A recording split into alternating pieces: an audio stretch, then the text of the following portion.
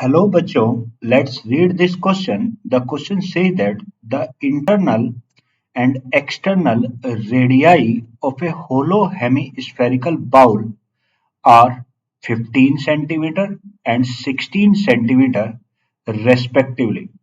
Find the cost of painting the bowl at the rate of 35 paise per centimeter square if the area of the edge of the bowl is ignored.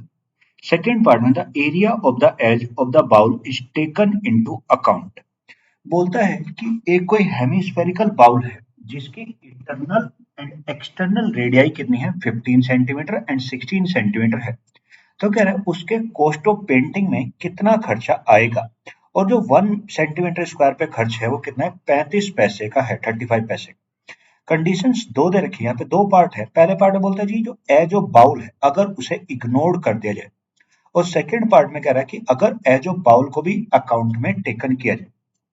अब देखो उसने क्या बोला है, सबसे पहले वो बोला है इंटरनल और एक्सटर्नल रेडियस बोला है किसके, होलो बाउल की। तो अगर मैं इसे बनाऊं तो ये कुछ इस टाइप से शेप बनेगी।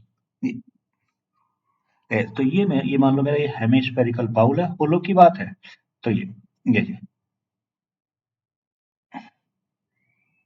ये हो गया। अब इसके ये मेरा इस तरीके से हेमिस्फेरिकल बाउल है। अब इसकी अंदर वाली रेडियस R1 है और जो बाहर वाली रेडियस है, तो वो कितनी है R2 है। ये बाहर वाली रेडियस कितनी R2, अंदर वाली रेडियस है R1 और बाहर वाली रेडियस है R2। तो उसने R1 कितना दे रखा है, R1 दे रखा है कितना 15 सेंटीमीटर, और जो R2 दे रखा है वो कितना दे रखा है 16 सेंटीमीटर दे रखा है। R1 कितना 15 और R2 कितना है 16 सेंटीमीटर है। R1 है 15, R2 कितना 16 सेंटीमीटर की है।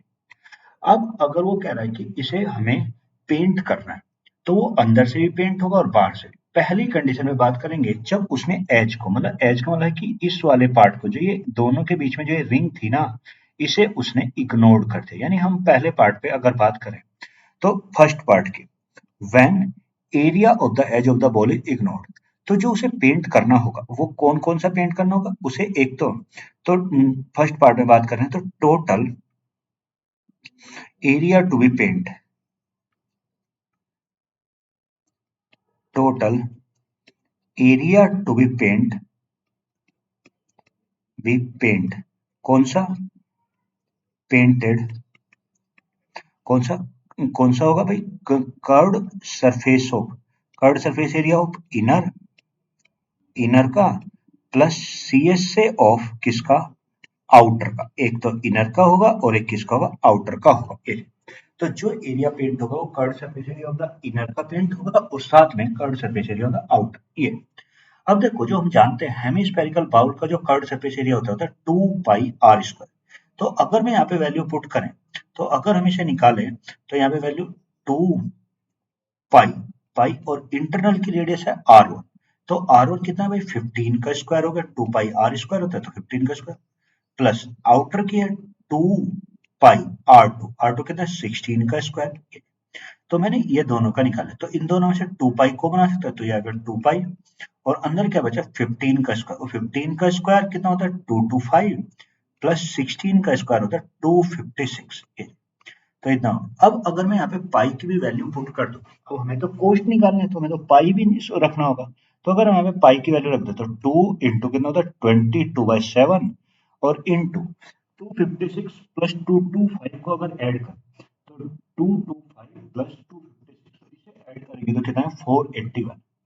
तो ये, तो अगर इसे सिंप्लीफाई किया जाए तो इंटू 2 इंटू 22 और इंटू कितना 481 अपॉन, और किससे डिवाइड करें 7 से। तो जब मैं इसे डिवाइड करूंगा तो आएगा 3023.42, ये क्या आएगा 42 सेंटीमीटर स्क्वायर। यानी जो मेरा जो इसका एरिया होगा, जो हम जब एज को इग्नोर कर रहे हैं तो जो टोटल एरिया पेंट करना होगा 3023.42 सेंटीमीटर स्क्वायर हमें पेंट करना होगा। अब हमें ये नहीं, अगर मुझे कॉस्ट निकालनी तो अगर मैं पहले पार्ट, अब उसने कॉस्ट का क्या दे रखा है, उसने हमें कॉस्ट दे रखा है 1 सेंटीमीटर स्क्वायर की, जो हमें गिवन है 1 सेंटीमीटर स्क्वायर की जो कॉस्ट है। अब देखो ये 1 सेंटीमीटर स्क्वायर का जो कॉस्ट है वो कितना है भाई 1 सेंटीमीटर स्क्वायर का कॉस्ट कितना है मेरा है 35 पैसे। तो अगर इसे रुपये में कन्वर्ट करेंगे तो 35/100 रुपी ये आ जाएगा। अभी तो अगर 1 सेंटीमीटर स्क्वायर का इतना खर्चा है तो टोटल कॉस्ट कितनी पड़ेगी हमारी टोटल कॉस्ट भाई इतना एरिया में तो फ्रेंड का तो अगर 30 तो यहाँ पे वैल्यू पुट करो और उसे सिंप्लीफाई करो तो ये कितना 30 ये हो गया 3023.42 इंटू कितना 35 बाई कितना 100 तो ये हो गया। तो अगर मैं इसमें 35 करूँ और ये बाई कितने से 100 तो ये कितने आएगी 1058/2 रुपी यानी जब मैंने उसे उसके एरिया को उसके एज के एरिया को इग्नोर कर दिया तो उस पे जो मेरा खर्चा आया वो मेरा कितना 1058.2 रुपए का खर्चा मेरा आया जब मैंने एज को इग्नोर कर दिया। अब दूसरे पार्ट की बात करते हैं। जब मेरा जब मुझे दूसरे पार्ट में मुझे एज को भी लेना है तो इसमें ये वाला खर्चा